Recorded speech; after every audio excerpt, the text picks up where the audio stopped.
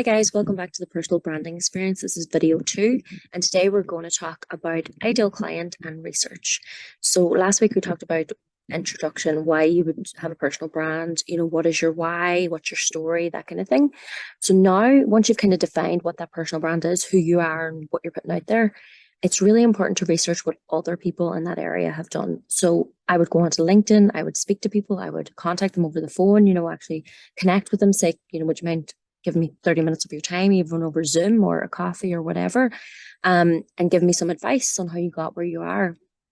The great thing about LinkedIn as well is you can actually see where people came from. They have all that information, what they studied, all that stuff on their LinkedIn profile. So I do research around other people that have done it really well and how they got to where they are.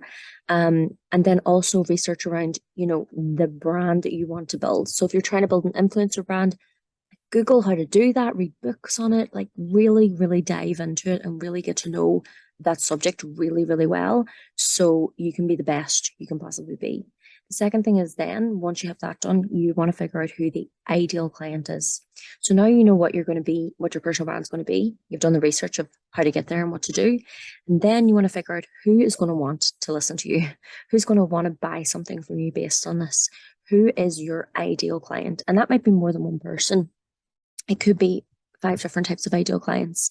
But the thing to focus on is, yes, their age, location, their gender, maybe their how much they get paid. Lots of different things just depend on what your situation is. But one of the big things to focus on is how your brand is going to make them feel. So my background is actually psychology, marketing, PR. So all of that combined is really important. It's really important to understand the psychology of your customer.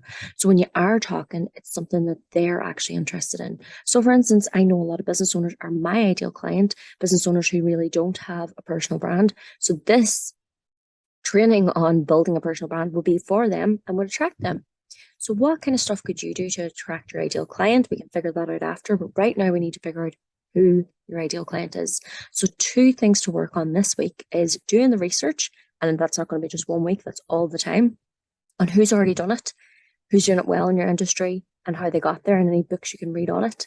And second of all, is defining your ideal client. Who is the ideal client for you? What are their, demographic, age, sex, location, all that stuff. But then their psychographic, their thoughts and feelings. What do they care about? What are their values? What are their beliefs?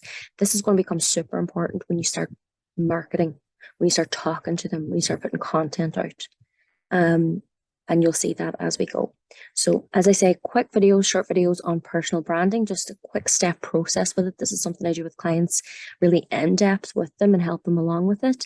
But if you're liking it, please give me a thumbs up and, follow and subscribe and all that good stuff. And hope you're all having a wonderful day.